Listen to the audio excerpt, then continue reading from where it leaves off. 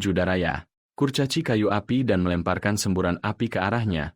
Sambil memanggil beberapa kurcaci, Russell cepat mundur dan berkata itu bukan maksudnya. Saat dia menatap ke atas, dia menyadari ada jauh lebih banyak dari yang dia perkirakan, sekitar beberapa ratus. Daraya menyatakan bahwa masih terlalu dini baginya untuk terkejut dan melanjutkan dengan menggunakan orisinalitas putih salju Daraya, transformasi. Mengangkat tongkat sihirnya, dia membuat batu-batu di sekitarnya menyala dan mulai berubah, lalu memanggil Raja Kayu Api Raksasa ke medan perang. Russell terkejut. Dia menyadari bahwa jika dia sampai sejauh ini, itu berarti dia berniat melewati formalitas dan langsung menuju inti pertempuran. Kalau begitu, dia harus membalas dengan cara yang sama. Dia mulai mengisi kekuatannya, mengumpulkan energi api dari gunung berapi ke dalam tangannya. Dia memegang permen lollipop di antara bibirnya, tersenyum, dan berkata bahwa dia menggunakan mantra perang besar. Russell berpikir dalam hati, "Tuan, ini adalah pencerahannya," dan melemparkan mantra itu ke arah Raja Kayu Bakar dan kurcaci yang dipanggil. Dia mengaktifkan orisinalitas Russell Raymond, Falling Sun, untuk memperkuat serangannya, menghancurkan para kurcaci kayu bakar dan rajanya. Dia mengamati akibatnya dan merenungkan bahwa kekuatan kehancurannya sangat dahsyat. Jika ini adalah pertempuran sungguhan, bahkan sekutunya pun akan terkena ledakan.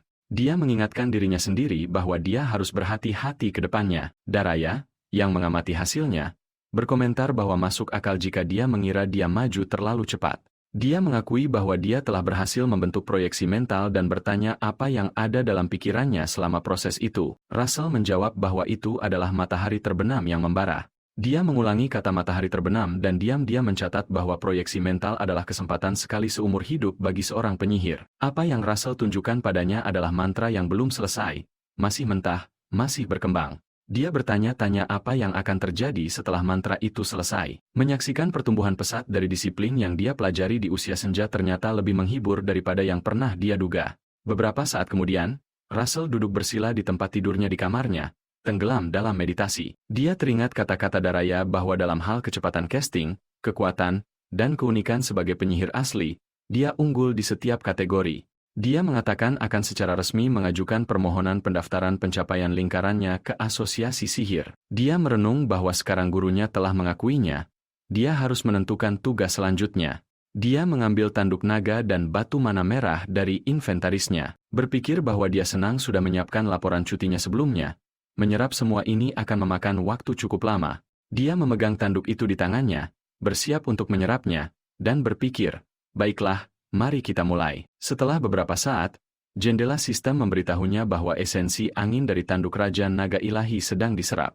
Russell terbungkus oleh mana dan mulai melayang di udara di atas tempat tidurnya. Sistem kemudian memberitahunya bahwa esensi angin dari tanduk Raja Naga Ilahi telah diserap hingga batas maksimal. Mana yang melebihi batas serapan saat ini disimpan dalam potensi laten miliknya. Kekuatan laten ini akan dapat diakses saat momen kebangkitan dan akan memberinya kekuatan luar biasa. Selain itu, pemahamannya tentang atribut angin tingkat lanjut telah meningkat secara signifikan. Dia perlahan turun dan berdiri, masih dikelilingi oleh pusaran mana.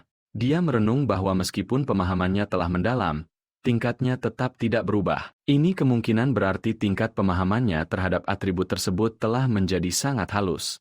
Dia menduga ini mungkin karena sifat atribut angin, tapi bagaimanapun juga, tubuhnya sekarang terasa jauh lebih ringan. Dia berdiri di ujung jari, memukul ke udara, dan membayangkan seberapa besar kekuatan yang bisa terkandung dalam tinju yang diayunkan ringan.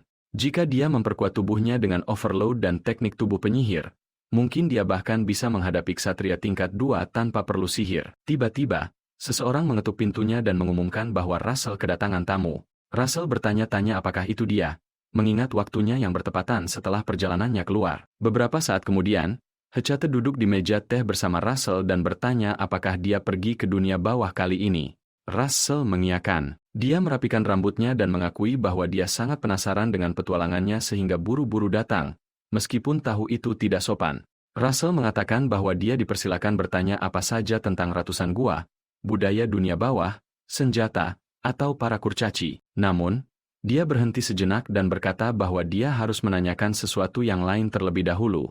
Russell tersenyum saat melihat jendela sistem yang memberitahunya bahwa respons misi terhadap hati Putri telah dipicu. Putri Hecate Ratmos telah lama menunggu jawabannya, dan sekarang giliran dia memberikan tanggapan. Hadiah untuk misi ini termasuk 2 batu Mona yang bisa dimakan tingkat menengah dan sepasang cincin Eros dan Psycheas. Dia bertanya apakah dia memikirkan dirinya saat dia pergi. Russell bertanya-tanya apakah ini bagian dari misi. Dia menutupi wajahnya dengan tangan dan berkata bahwa leluconnya terlalu berlebihan. Hecate memegang secangkir teh dan menjawab bahwa melihat reaksinya membuatnya lega, karena dia selalu terlihat kaku, menggoda dia menjadi menyenangkan, dan tampaknya usahanya tidak sia-sia setelah semua. Dia merenungkan kata usaha. Dia tersenyum dan menambahkan bahwa meskipun usaha itu sia-sia, dia bukan tipe orang yang menyesalinya. Dia tidak meminta jawaban sekarang. Dia hanya berharap. Dia teringat sebuah kenangan saat menatap meja yang penuh surat dan berpikir bahwa, sekarang setelah dipikir-pikir, dia telah mendekatinya secara konsisten sejak pesta dansa terakhir. Dia terus menjauhkan dirinya dengan alasan sedang diliputi dendam. Sebenarnya, dia hanyalah seorang pengecut. Sekarang, bahkan sistem pun mengakuinya sebagai sebuah misi. Dia teringat notifikasi jendela sistem untuk misi balasan hati Putri. Putri Hecate Ratmos telah lama menunggu jawabannya, dan sekarang giliran dia untuk merespons. Hadiah yang terdaftar adalah 2 batu mana yang dapat dimakan tingkat menengah dan sepasang cincin Eros dan Psycheas. Kemudian, dia terkejut dan berkata bahwa waktu telah berlalu begitu saja. Saat bersamanya, rasanya waktu menghilang, bukan berlalu.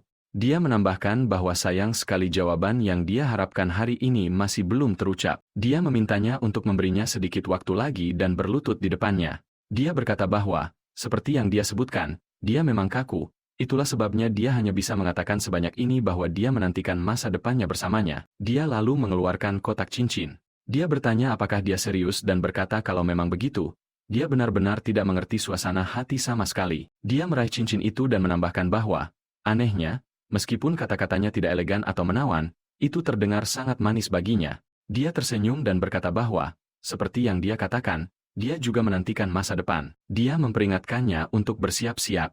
Sebagai hukuman karena berani membuatnya menunggu saat ia mengenakan cincin itu, ia akan menggoda dirinya seumur hidup. Setelah beberapa saat, seorang pria memperingatkan seseorang untuk berhati-hati dan bertanya apakah mereka sadar berapa harga anggur itu, lalu mempertanyakan kemana kiriman pelabuhan yang diharapkan hari ini telah pergi. Pria lain menjawab bahwa ini adalah pertunangan putri dan tidak boleh ada kesalahan. Tepat saat itu, seekor gajah tiba.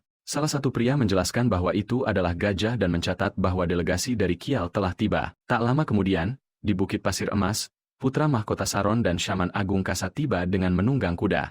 Saron berkomentar bahwa kemewahan seperti itu sama sekali tidak perlu. Kasa mengatakan itu karena acara ini dimaksudkan untuk memamerkan seorang pemuda yang telah menjadi penyihir lingkaran keenam pada usia yang sangat muda, 20 tahun.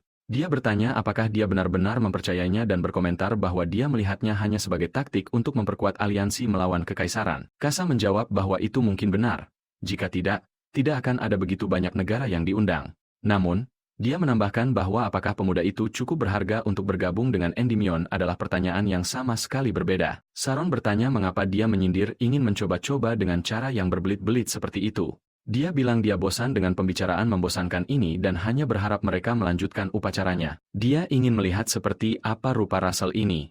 Sementara itu, Russell berpakaian dan mengomentari banyaknya pakaian yang disiapkan, 4 tuxedo untuk jamuan, dan bahkan pakaian resmi upacara. Dia bertanya pada Alan apakah pertunangan selalu serumit ini. Alan, yang bersandar sambil memegang buku, menutupnya dan menjawab bahwa ini bukan sekadar pertunangan biasa. Banyak utusan dari negara tetangga yang tidak bersekutu hadir, dan yang mulia kemungkinan tidak berniat agar acara ini hanya menjadi perayaan semata.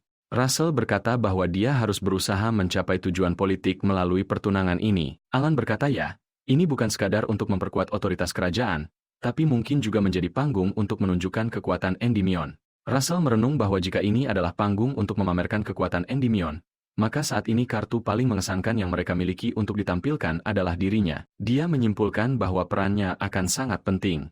Alan mengatakan dia yakin Russell akan tampil dengan baik. Dengan semangat itu, dia menyarankan mereka mulai mempelajari etiket yang benar, sambil menunjuk papan untuk mulai mengajarinya. Kemudian, di tempat acara,